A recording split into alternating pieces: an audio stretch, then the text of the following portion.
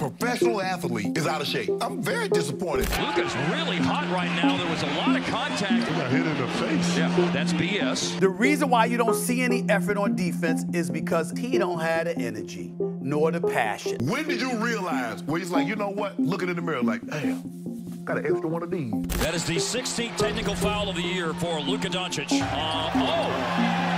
just threw out Luka. He's not in great shape. You got to go full-on pizza and beer to get like that. To get that far out of shape, you got to really try. You are fat! You are fat! You are fat! You are fat! When it comes to young stars in the NBA, Luka Doncic is the NBA's golden child. At the age of just 24 years old, Luka has already been named to the All-NBA First Team 4 times, and with this, he has yet again added his name to the record books. Luka has made history, and I really want to emphasize just how tremendously impressive being named a top 5 player in the league 4 times in your first 5 years really is. For comparison, Hall of Famers such as Isaiah Thomas, Hakeem Olajuwon, and Michael Jordan all had a mere 3. Players we remember as all-time young superstars such as LeBron James, only 2 first-team All-NBAs in their first 5 years. In the post-merger era, Luka joins Tim Duncan and Larry Bird as the only players to ever accomplish this feat. And this summer, we are now getting the news that Luka is looking a lot slimmer. We have seen just how tremendously impactful a good summer weight loss session can be. Not only did Nikola Jokic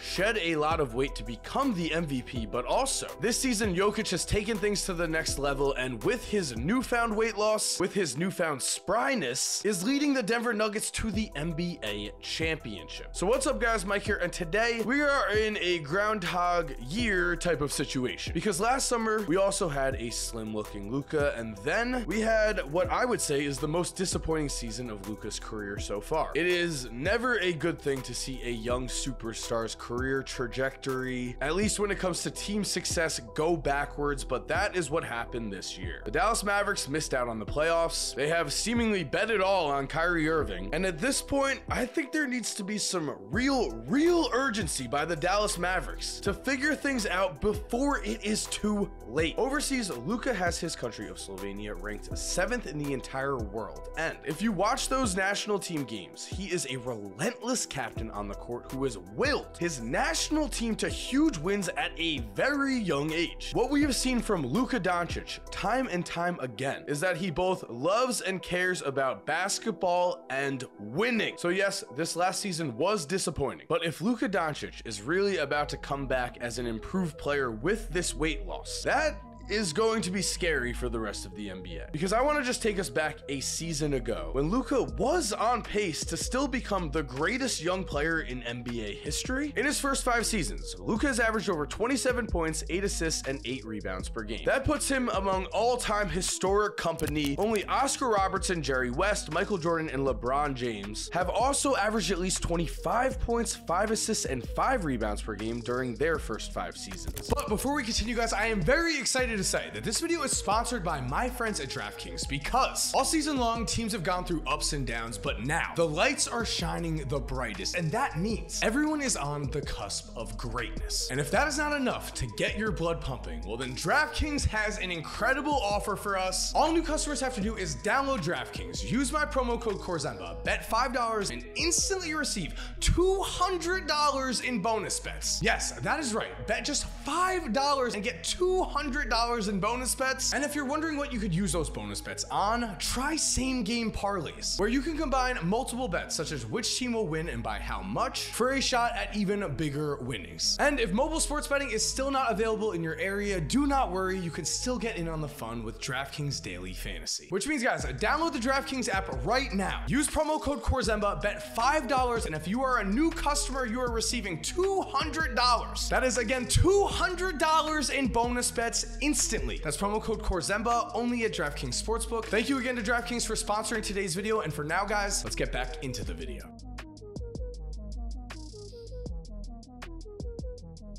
In my recent video about Victor Wembanyama, I looked into the GOAT race and determined what exactly it would take to be the NBA's GOAT. And throughout NBA history, it looks like the qualifications would be as follows: 4 championship wins, 6 title appearances, 4 MVPs, 10 first-team All-NBAs, and 14 All-Star appearances. These are, based on past history, the minimum threshold to really be considered the greatest of all time. With 4 first-team All-NBAs already, I'll just throw out the question: if Luka was on the Boston Celtics instead of Jason Tatum, if he had a roster that was competing at that level, don't we think with everything we have seen with Luka, there is a chance he'd be able to accomplish this? I will say I do, because more importantly to me, when Luka has at least a team that can get him to the playoffs, because Luka has not had much in Dallas. He has, again, statistically proven to be one of the best of all time, as in a 28-game sample size between the ages of 20 and 22. Luka has averaged 32.5 points, 9.3 rebounds, and 7.9 assists per game. Those numbers stand by themselves. However, to put them into perspective, in an NBA playoff basketball setting, Luka is one of only 2 players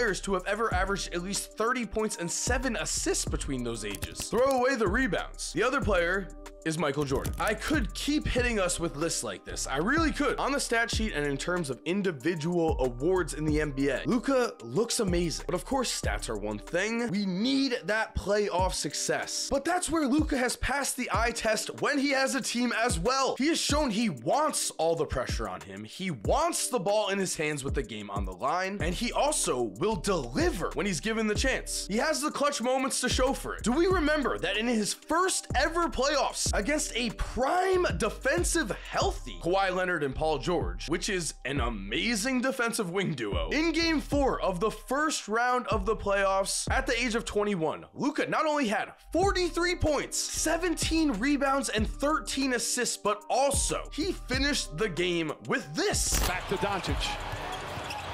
Doncic pulls up, 3-pointer. Bang! Bang! It's good! Doncic wins the game at the buzzer!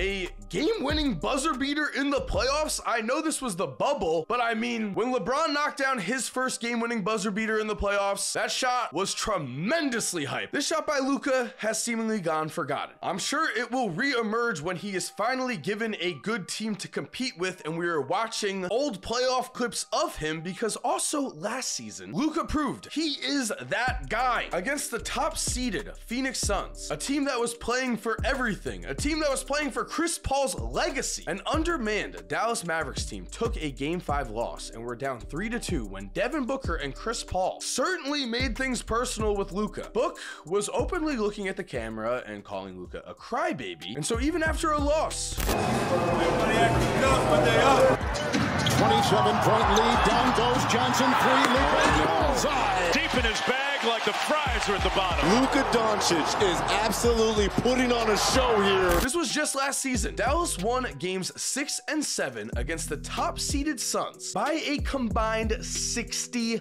points. At this point, I feel like the fact that Luka did not play in the playoffs this year is a travesty. Looking back at Luka's career though, what is missing? Well, a skinny Luka with all of the success he's already had is certainly going to strike fear into the rest of the NBA as long as the Mavericks can get it together. At the end of the day, Nikola Jokic is showing us right now, you earn respect when you win a championship. Jokic was a 2-time MVP, but people are talking about him on a new level now. The same thing applied to Giannis. Giannis was a defensive player of the year and MVP before he won a title. But it was when he won a championship when everyone started putting the real respect on his name. And at this point with Luka, it's not about being the GOAT. It's about getting started and earning your place among the NBA greats where it matters the most on the playoff court. The fact that the Dallas Mavericks fumbled their roster this badly is not only inexcusable, again, to me, it is a bit frightening. Did you know that Tracy McGrady, before his injuries, was not only the player who Kobe Bryant famously said this about? The guy that always gave me the most problems actually was Tracy McGrady. He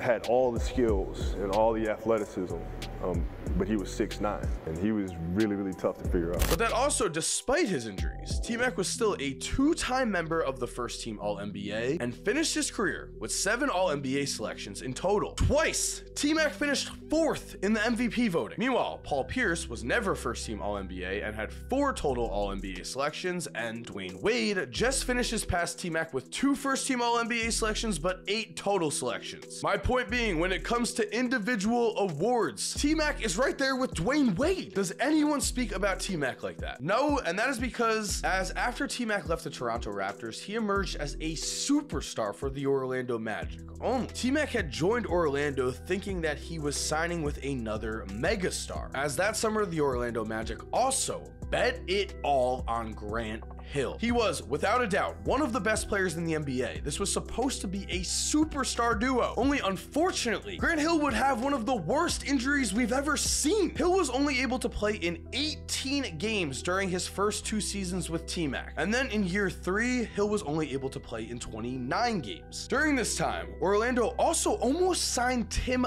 Duncan, as Duncan heavily considered leaving for Orlando and actually has said he may have swung that way. Only then head coach Doc Rivers fumbled the deal horribly. During a dinner with Tim Duncan, Grant Hill, and Doc Rivers told Tim Duncan's girlfriend that family was not allowed on the Orlando Magic's team plane. And according to Grant Hill, this is what swung Tim Duncan's decision. And I understand with Doc, a man has a code, I get it, but maybe buy a bigger plane with a cabin in the back for the Duncan family? Why don't you get 2 cabins in case his relatives want to stop by? It's Tim Duncan. So Tracy McGrady to me is the best example of a player who could have ended up as an all-time unforgettable legend if only things had gone a bit differently. Between the ages of 23 and 24, T-Mac averaged 30.2 points, 6.3 rebounds, and 5.5 assists per game. So at this point, the pictures of a skinny Luka are of course very promising. They show us what I think we already know though, that Luka Doncic loves basketball, he will do anything to win, and he has shown he has the relentless work ethic to do that. Every single summer that man is out here working. So at this point in time, I am sorry Mavs fans, but I will say it, Luka, give them one more chance. But we have watched Dallas make such bad moves. They had an all-star in Kristaps Porzingis on their team. Somehow they could never figure out what to do with him. But then with the Washington Wizards, averaged over 23 points per game on almost 50% shooting. The Mavs couldn't have used him this year? Or how about Jalen Brunson, the guy that helped Luka get to the Western Conference Finals? The Mavericks gave up on him and watched as Brunson led the Knicks to the 2nd round of the playoffs this year. Remember when the Mavericks traded Seth Curry to the Sixers for Josh Richardson? Luka would give about anything for Seth Curry on his roster right now. Instead, we've got a lot of guys who have been trying. So thank you for watching. I hope you enjoyed today's video. If you're new to the channel, make sure to subscribe and turn on post notifications. That way you never miss a video in the future. If you're already subscribed, thank you for supporting. You're awesome. We all know it. And as always, have an awesome day and cue that music. If you're still here while the music is cued, here are 2 videos I think you are definitely going to enjoy. I mean, personally, I think the one on the left might be more your style, but the one on the right looks pretty awesome too. Click one, let me know what you think, and again, have an awesome day.